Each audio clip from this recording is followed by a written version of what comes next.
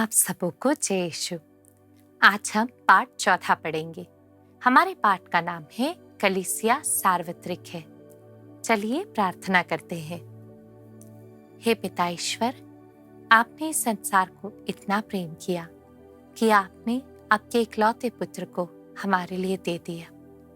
आप हम सब से प्यार करते थे और चाहते थे कि हम सब इस दुनिया से मुक्ति पाकर आपके साथ स्वर्ग में पहुंच जाए।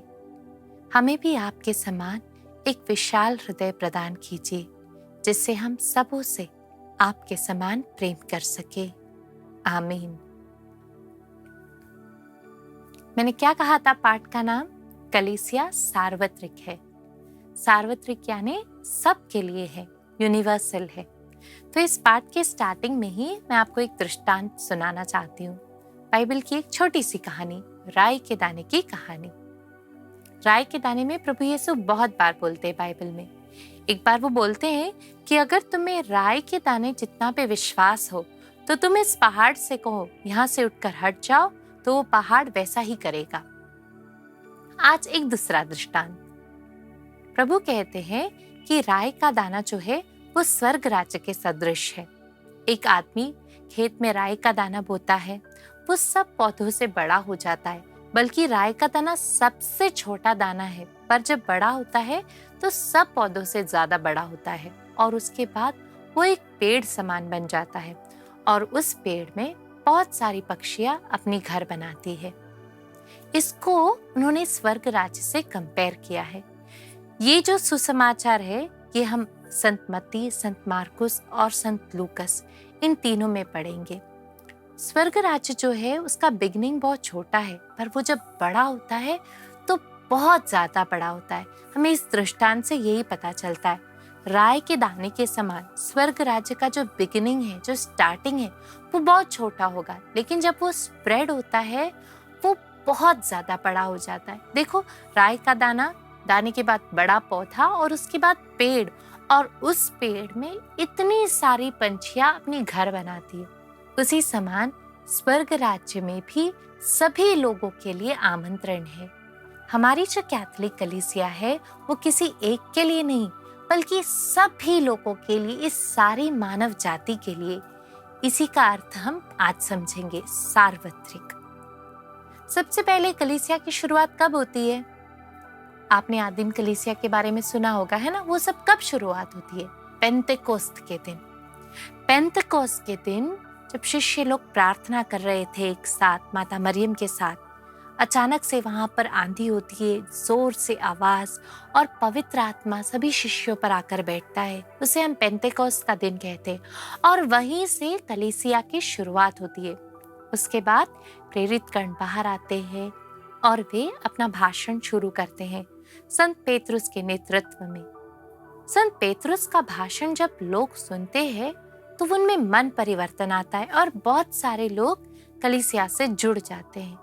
आपको पता है, ये भाषण सुनने वाले लोग कई विभिन्न देशों में से थे, पारथी, मेदी, बहुत सारे देशों में से। तो यहीं से हमें पता चलता है ये जो कलीसिया है ये सारे देशों में व्याप्त है।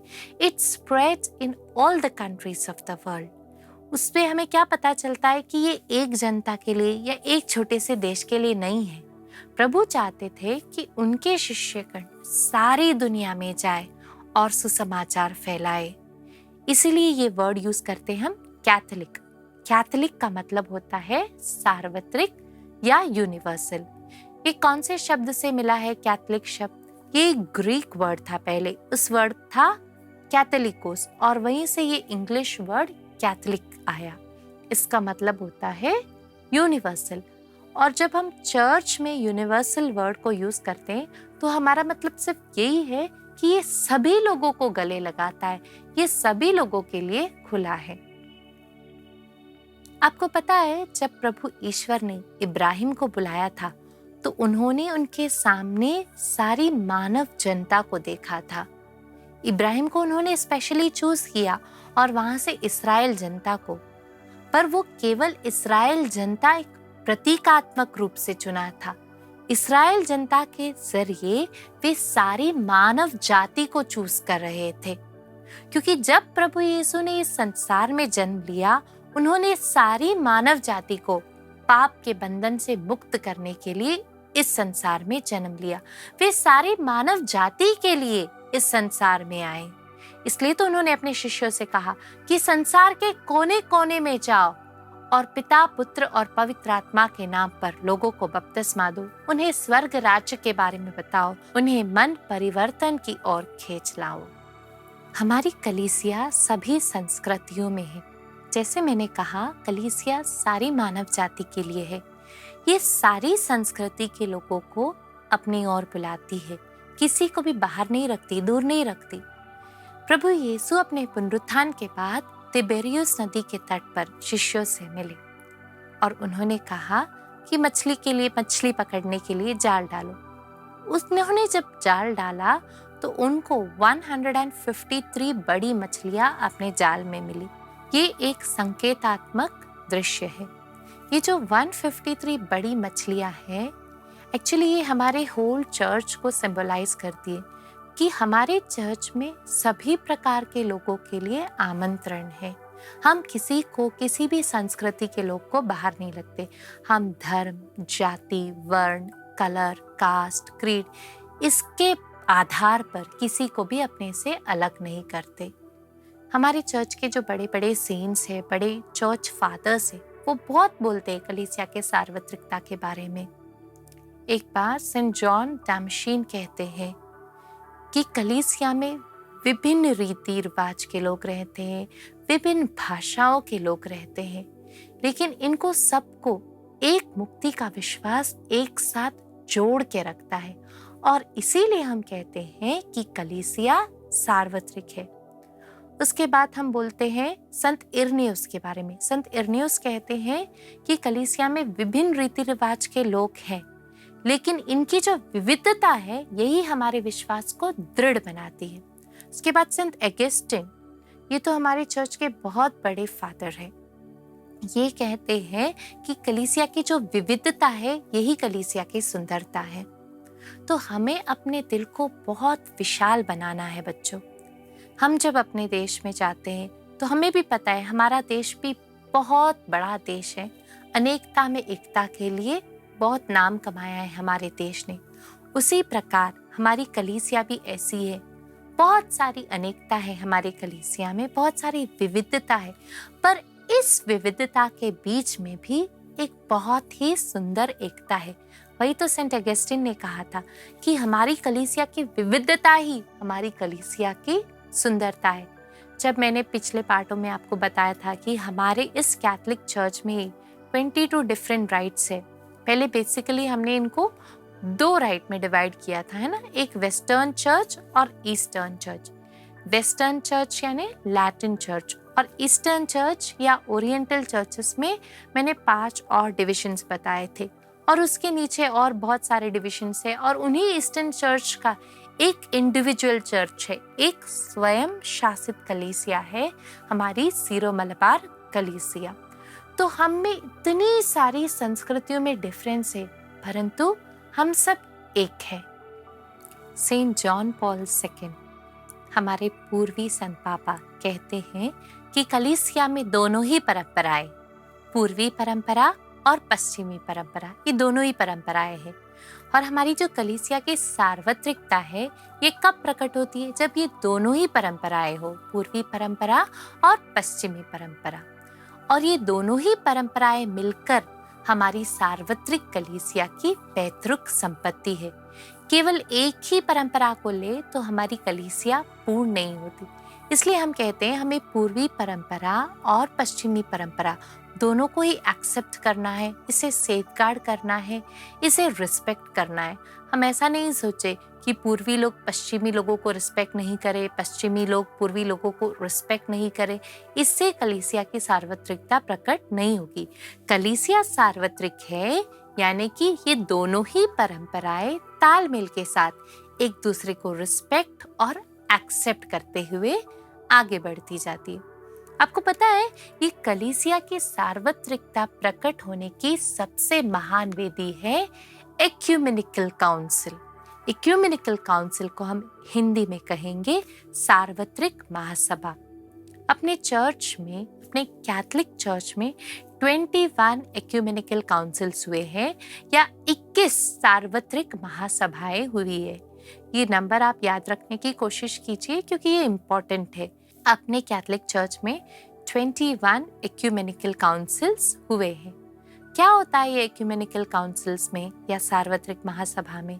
इसका मेन लक्ष्य होता है हमारा जो फेथ के मिस्ट्रीज है, हमारे विश्वास के जो रहस्य है, इनकी सही व्याख्या की जाती है। यहाँ पर इनका प्रॉपर एक्सप्लेनेशन दिया जाता है। फिर अगर टाइम टू टाइम पे हमारे चर्च को किसी रिन्यूअल की ज़रूरत है, कलीसिया को किसी नवीनीकरण की ज़रूरत है, तो उसके लिए भी यहाँ पर डिस्कशंस होते हैं।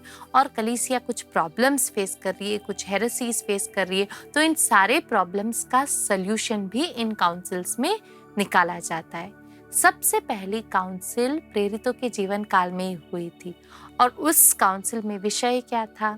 गैर यहूदियों को अगर हमारे इस ईसाई समाज में लेना है तो इनको खतने की जरूरत है या नहीं। तब संत पेतरुस और संत पौलुस के नेतृत्व में ये डिसाइड किया गया कि गैर यहूदियों को अगर अपने समाज में आना है तो इन्हें खतने की आवश्यकता नहीं है।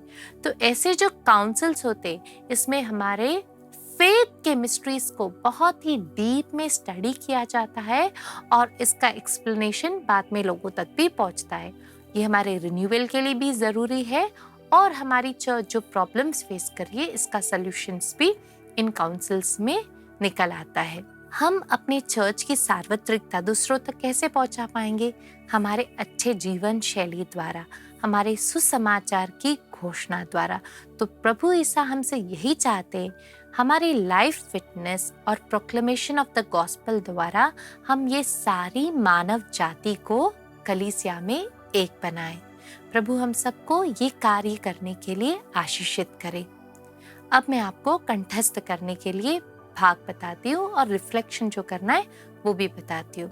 आपके मनन चिंतन के लिए प्रेरित चरित्र अध्याय 4 पद संख्या 32 से अध्याय 5 पद संख्या 11 तक आप कंठस्थ करेंगे संत लूकस अध्याय 24 पद संख्या 47।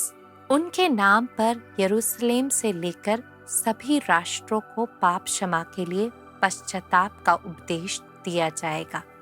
हम प्रार्थना करते हैं। हे पिता ईश्वर, आपने कलीसिया के रूप में हमें एक बहुत बड़ा दान दिया है, एक बहुत बड़ा उपहार दिया है। आपने जिस समान सारी मानव जाति को प्रेम किया, हम कलीसिया की संतानों को भी यह कृपा प्रदान कीजिए कि हम अन्य धर्म जाति के लोगों को भी कलीसिया में एक बना पाए, अपनी लाइफ फिटनेस द्वारा, अपने सुसमाचार की घोषणा द्वारा। इसके लिए हम आपसे सारे हृदय से विनती करते हैं। आमीन। तो हम क्या निर्णय लेंगे आज? हम ऐसा कुछ निर्णय ले जिससे कि हम कलीसिया की सार्वत्रिकता को लोगों तक पहुंचा पाए। हम कलीसिया के संतान हैं, हम कलीसिया के लिए क्या कर सकते हैं?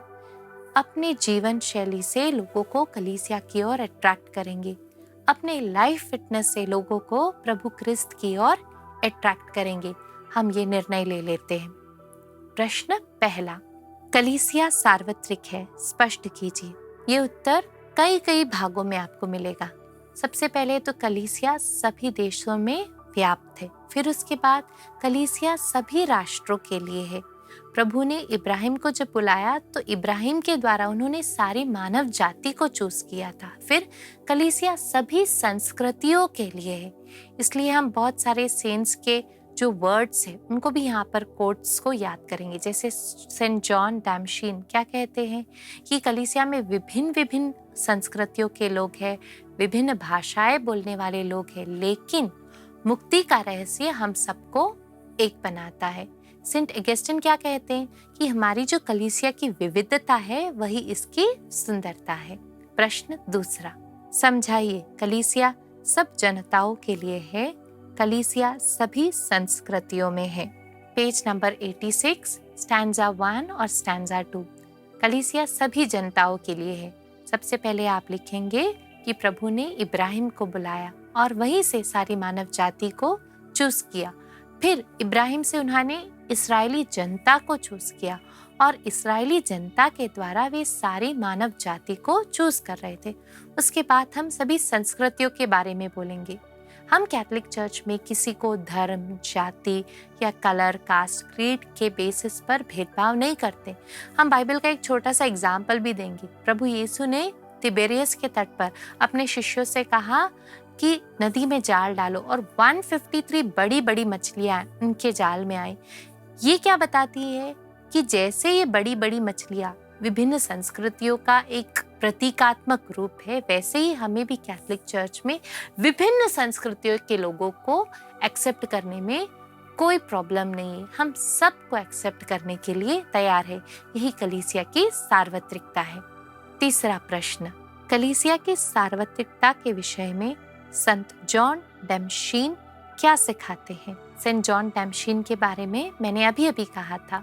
वो क्या कहते हैं कि कलीसिया में विभिन्न संस्कृतियों के लोग हैं, बहुत सारी भाषाएं बोलने वाले लोग हैं, लेकिन हम सबको मुक्ति का वो रहस्य, प्रभु यीशु हमारे मुक्तिदाता है, वो रहस्य हमें कलीसिया में एक बनाती है। चौथा प्रश्न, कलीसिया की सार्वत्रिकता कब प्रकट होती है? कलीसिया की सार्वत्रिकता तब प्रकट होती है जब पूर्वी और पश्चिमी परंपराएं ये दोनों सुरक्षित रखी जाती है, इनका सम्मान किया जाता है और इनको हम दोनों एक्सेप्ट करते हैं। पांचवा प्रश्न, सार्वत्रिक महासभाओं का लक्ष्य क्या है? सार्वत्रिक महासभाओं के 3 मेन लक्ष्य हैं। फर्स्ट, मैंने जैसे कहा था, हमारे जो फेथ मिस्ट्रीज है, विश्वास के रहस्य, इनकी डीप में स्टडी की जाती है और इनका प्रॉपर एक्सप्लेनेशन दिया जाता है, इनकी एकदम सही व्याख्या दी जाती है। सेकंड, हमारे कलीसिया के रिन्यूअल के लिए, कलीसिया के नवीनीकरण के लिए। और तीसरा, अगर कलीसिया कोई प्रॉब्लम्स फेस कर रही है तो इन प्रॉब्लम्स के हल निकालने के लिए। आप ये सारे क्वेश्चन आंसर्स आपके नोटबुक में लिखिए। जो बाइबल भाग मैंने रिफ्लेक्शन के लिए दिया है उसे पढ़िए और जो कंठस्थ करने के लिए भाग दिया है उसे कंठस्थ करने की कोशिश कीजिए। प्रभु हम सबको आशीष दे।